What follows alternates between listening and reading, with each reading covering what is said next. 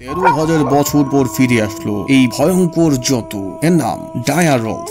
Dier উলফের পুনর্জন্ম 13,000 বছর আগে বরফ যুগের শেষের দিকে একটি ভয়ঙ্কর জন্তু পৃথিবী থেকে চিরতরে বিলুপ্ত হয়ে গিয়েছিল। ডায়ার উলফ এই জন্তুটি দেখতে আধুনিক নেকড়ির মতো মনে হলেও এটি ছিল আরো বড় এবং আরো শক্তিশালী এবং অনেক বেশি হিংস্র। আর আজ 1000 বছর পর এই জন্তুটি আবার ফিরিয়ে আনা হচ্ছে। কিন্তু কিভাবে এটি ফিরে আসছে?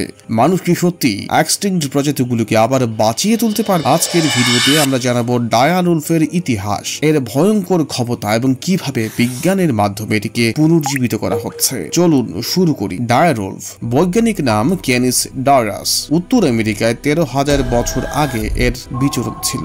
এটি ছিল এক বিশাল হিংস্র জন্তু। ওজন ছিল 70 কেজি, যা ছিল আধুনিক গ্রে উলফের তুলনায় অনেক বড়। এরা একা নয়, পেকে চলাফেরা করত আর প্রাথমিকভাবে বাইসন, ঘোড়া এবং ম্যামথের বাচ্চাদের শিকার করত। এই প্রাণীগুলো বিলুপ্ত হয়ে যায় বরফ যুগের পর, যখন জলবায়ু পরিবর্তনের সাথে সাথে তাদের শিকার কমে যায় এবং মানুষের আগমন এবং শিকারও ছিল অন্যতম একটি বড় কারণ। তাহলে প্রশ্ন হচ্ছে, ডায়ার উলফ কিভাবে ফিরছে? এই জায়গায় আসছে আধুনিক বিজ্ঞান, ডি এক্সটিংশন। এটি এমন একটি প্রক্রিয়া যেখানে এক্সটিংক্ট হয়ে যাওয়া প্রাণীদের ডিএনএ ব্যবহার করে আবার পুনরায় জীবিত করার চেষ্টা করা হয়। এই প্রক্রিয়াতে বিজ্ঞানীরা এক প্রজাতির ডিএনএ জন্য জীবিত প্রজাতির সাথে মিলিয়ে জেনেটিক ইঞ্জিনিয়ারিং, ক্লোনিং এবং স্টেম সেল প্রযুক্তি ব্যবহার করেন। উদাহরণস্বরূপ, ডায়ার উলফের ডিএনএ সংগ্রহ করা হয়েছে হিমায়িত জীবাশ্ম থেকে, যেগুলো আজও উত্তর আমেরিকার বিভিন্ন জায়গায় পাওয়া যায়। তবে এই পুরো বিষয়টা যতটা রোমাঞ্চকর শোনায়, তার পিছনে রয়েছে অনেক বিতর্ক।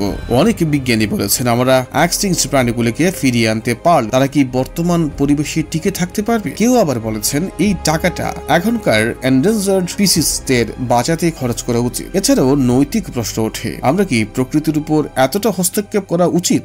যদিও ডায়ার উলফ এখনো পুরোপুরি ফিরে আসেনি, বিজ্ঞানীরা মনে করছেন আগামী দশকে এটি সম্ভব হবে। তাদের লক্ষ্য হলো একটি হাইব্রিড তৈরি করা, যেখানে আধুনিক নেকড়ির মতোই হবে কিন্তু ডায়ার উলফের বৈশিষ্ট্য থাকবে, ঠিক যেমনটা করা হয়েছে উলি ম্যামথের ক্ষেত্রে। আর যদি এটি সফল হয়, তাহলে ভবিষ্যতে ডুডো, তাসমেনিয়ান টাইগার, এমনকি নিয়ানথারল্যান্ডেরও ফিরিয়ে আনতে পারি আমরা। আপনি কি মনে করেন, আমরা কি এক্সটিংক্ট প্রাণীগুলিকে ফিরিয়ে আনবো? আমাদের কি এটা করা উচিত? আমরা প্রকৃতিকে নিজের মতো করে চলতে দেওয়া উচিত? কমেন্টে জানান আপনাদের মতামত। ভিডিও ভালো লাগলে লাইক করুন, বন্ধুদের সাথে শেয়ার এবং সাবস্ক্রাইব করতে ভুলবেন না। পরবর্তী ভিডিওতে আবার দেখা হবে। ধন্যবাদ।